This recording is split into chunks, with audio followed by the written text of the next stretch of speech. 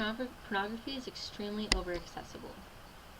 The demand is growing, and it leads to self-esteem issues, addictions, and the inability for young adults to have healthy relationships.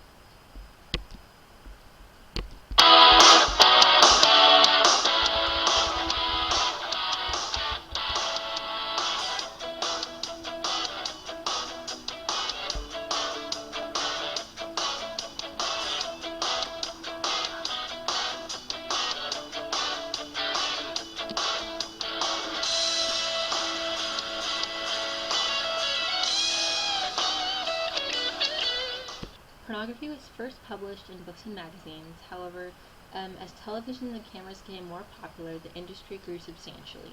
With the new developments, people began paying $642 million on 1 year on pay-per-view porn. The Anti-Pornography Act became more popular as pornography became more popular, but it ultimately failed. The development of computers and cell phones in the 1970s created the gateway for many people to have immediate access to pornography. The pornography industry is growing to be one of the most profitable industries in the world.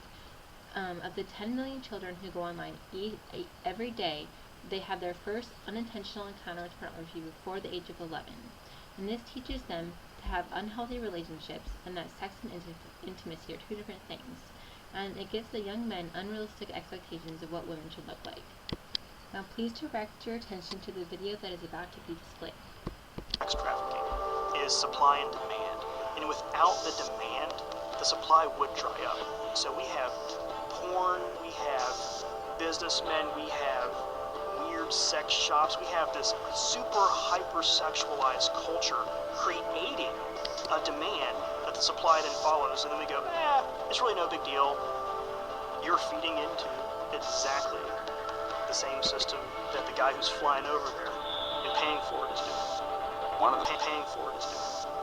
of the myths is that pornography doesn't ruin your life. Pornography is not all that bad as long as you're not totally addicted to it. Pornography gives men in particular crushingly unrealistic expectations of what a woman should look like and how she should behave. Because what you see in pornography is acting. So when people are like, it's not hurting anybody, you gotta be kidding me.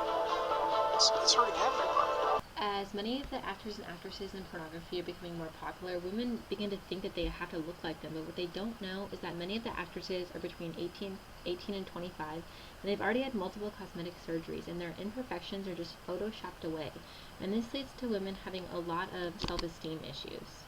It also is a huge risk for children because the amount of pornography websites has grown substantially, and of the children viewing them, a fourth of the children who have access to internet are unintentionally exposed to pornography, and the children who are exposed are at a higher risk to becoming a victim to child predators.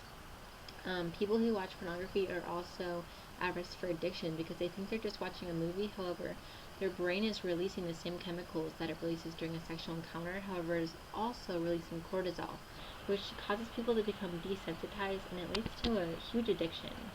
Because of this, I think that schools need to start incorporating the effects of pornography into their sex education curriculum. They should cover how pornography causes children to lose their ability to bond with their future spouses, and also how it gives children unrealistic expectations of the opposite gender. We should also create laws to restrict access. The material shown on television should be strictly regulated. For example, we need laws that restrict times and channels that the explicit material can be showed on. Pay-per-view pornography should be banned, and all computers that children have access to really need to have filters to protect the children from the explicit material. Pornography is becoming more and more destructive in the lives of teenagers everywhere. As a woman, as a teenager, and as an engaged member of society, I believe that pornography is a problem. It is destructive and it is hurtful, and something must be done. First, schools need to add the effects of pornography into their sex education curriculum, but more importantly, laws need and must be created restricting the access of pornography.